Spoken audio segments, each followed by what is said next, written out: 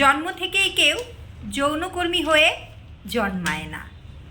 13 বছর বয়সে পুলিশের হাতে ধর্ষণের শিকার হয়ে তারপর যৌন পল্লীতে নাম লিখায়। হ্যাঁ, আমার এই কথাটা শুনে আপনাদের কাছে অবাক লাগতেছে। আজকে না, আমার কাছে অনেক অবাক লাগছে। আমি আমার হাজব্যান্ডকে নিয়ে ব্যাঙ্গালোরে ট্রিটমেন্টের জন্য আসছি। আজকে আমার সেখানে এসে এক যৌনকর্মীর সাথে পরিচয় হয়, আর তার লাইফ স্টোরি শুনে আমার দুই চোখের জল আমি ধরে রাখতে পারি নাই। কেন জানেন? যে একজন যৌনকর্মী সে তো একজন খারাপ লোক, একজন ব্যাড, আমি আর বলতে চাচ্ছি না, মানে তাকে সবাই সবসময় খারাপ দৃষ্টিতেই দেখে। কিন্তু আজকে আমি ওর মুখ থেকে যে কথাগুলা শুনলাম, জন্ম হয়ে কেউ যৌনকর্মী হিসাবে জন্মায় না, সবারটা আমি জানি না, কিন্তু ওই দিদি ভাই, সে আমার অনেক সিনিয়র, তার কথা শুনে আমি আজকে কান্না থামায় রাখতে পারি নাই। আসলে পৃথিবীতে মানুষের সাথে না মিশলে, না ঘুরলে কারো জীবন সম্বন্ধে আইডিয়া করা যায় না। তো ওনাকে আমি যখন জানতে চাইলাম, দিদি ভাই তুমি কি করো বা কেন এখানে ট্রিটমেন্টের জন্য আসছো, সে হাসতে হাসতে বলে ফেললো আমি একজন যৌনকর্মী। আমি শুনে আচমকা ভয় পেয়ে গেছিলাম। ভয় পেয়ে তাকে আমি জিজ্ঞাসা করলাম, আমি তোমার জীবন সম্বন্ধে কিছু বলতে চাই, আমি একজন ছোট্ট ব্লগার, আমি ছোট্ট একজন কন্টেন্ট ক্রিয়েটার, তোমার যদি আপত্তি না থাকে আমি তোমার জীবন সম্বন্ধে আমি আমার ইউটিউব চ্যানেল এবং ফেসবুকে আমি সেই গল্প শোনাতে চাই, যেন মানুষ যৌনকর্মীদের নাম শুনলেই ধিক্কার দেয়, যেন অন্ততপক্ষে সেই ধিক্কারটুকু না দেয়। তো চলেন আসেন আমরা সেই গল্পেই যাই।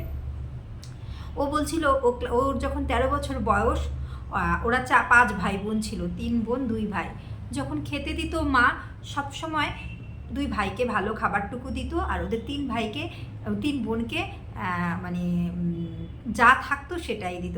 কখনো সে মায়ের ঘরে ভালো এক পিস মাছ খেতে পারে নাই, ভালো এক পিস মাংস খেতে পারেনি। মা বলতো যে তুই তো মেয়ে, এত ভালো খেতে হবে না, ওরা তো কত খেটে পরিশ্রম করবে, ওদের ভালো খাবারের দরকার আছে। চিন্তা করেন, বর্তমান সমাজেও এখনও মা ছেলে মেয়ের বিবাদ হয়। তো যাই হোক, দিদিভাইটা বলছিল, আর নতুন করে তার যখন পুরাতন স্টোরিগুলো বলছিল, সেও আমার সাথে সাথে কান্না করে দিচ্ছিল, কারণ সেও হার্টের ট্রিটমেন্ট করতে এখানে আসছিল। তো বলতে বলতে তখন সে নিজে নিজে চিন্তা করলো যে মা যেহেতু আমার সাথে এরকম করে, আমি কিছু কাজ করে দেখাবো।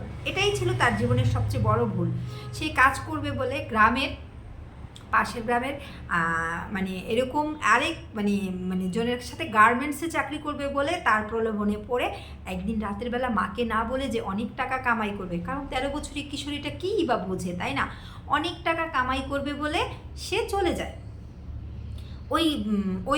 ওই পাশের গ্রামের মেয়েটার সাথে।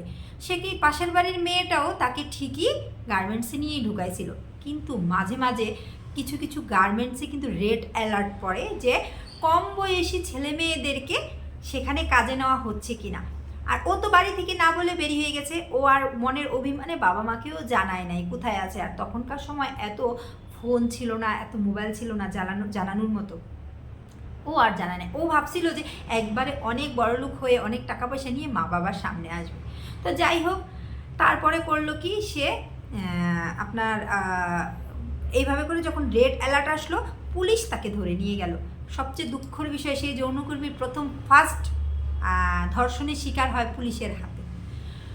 পুলিশের হাতে যখন গেল, এবং পুলিশ তাকে সেলের ভিতরে ফার্স্ট ধর্ষণ করে।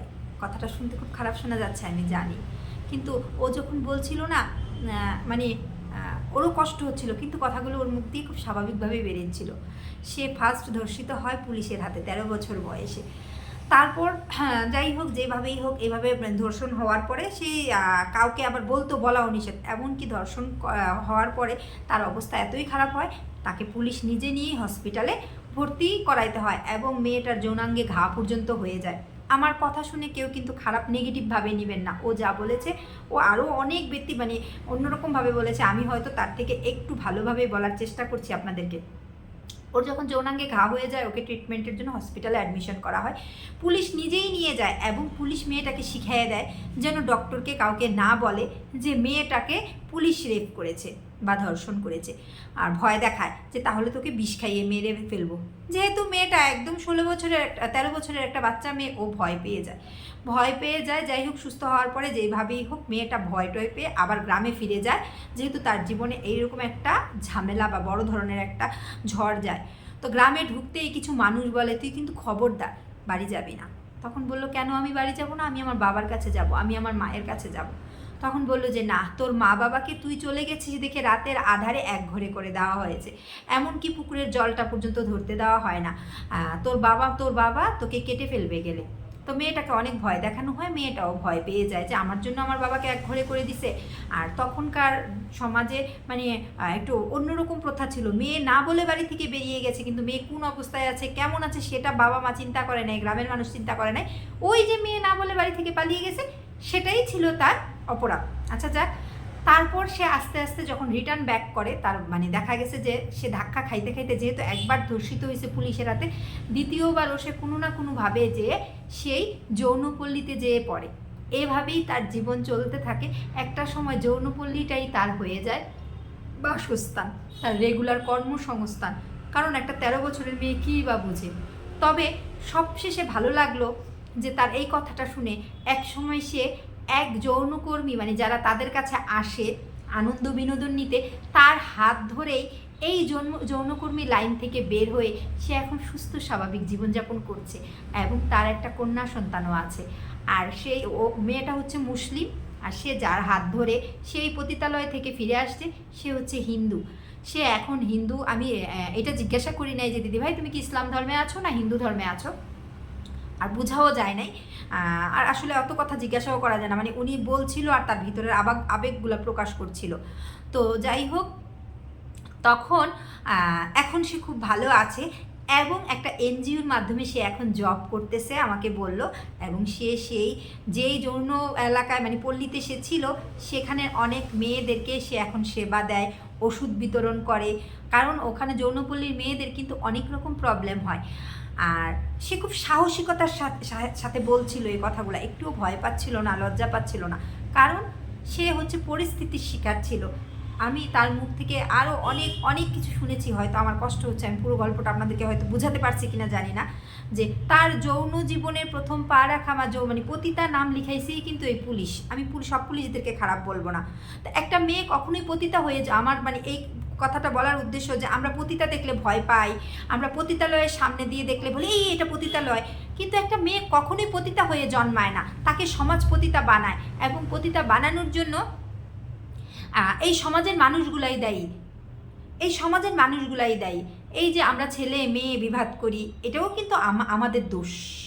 তো সব মিলিয়েই আমি ওর কথা শুনে লাস্ট পর্যায়ে ভালো লাগলো, সে এখন সুস্থ জীবনযাপন করছে এবং সে এখন পতিতালয়ের মানে যৌনপল্লীতে সে এখন ওষুধ বিতরণ করে, কন্ডোম বিতরণ করে। আমার কথায় কেউ খারাপ ভাববেন না, যেহেতু এটা আমার ব্লগিং, আমি আমার ভাষায় আমি বললাম বা ওর ভাষায় বললাম। তো সেলুট, আমি সেই বোনকে সেলুট যে সে, আর সেই দাদা ভাইকে সেলুট যে দাদা ভাই এই মেয়েটাকে নতুন করে জীবন দিয়েছে। তো অসংখ্য ধন্যবাদ। আমার ভিডিও যদি ভালো লাগে আর এই ধরনের লাইফ স্টোরি গল্প যদি শুনতে চান, অবশ্যই আমার ইউটিউব চ্যানেলটা সাবস্ক্রাইব করে দিবেন। আমার ফেসবুকের নাম হচ্ছে রুদ্রমণি ব্লগ।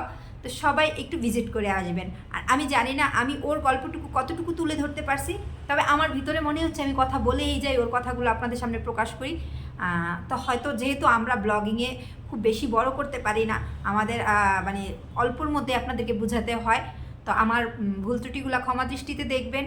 আর এই ধরনের সুন্দর সুন্দর মানে মানুষের জীবন কাহিনী আপডেট পেতে আমাকে সহযোগিতা করবেন। ধন্যবাদ।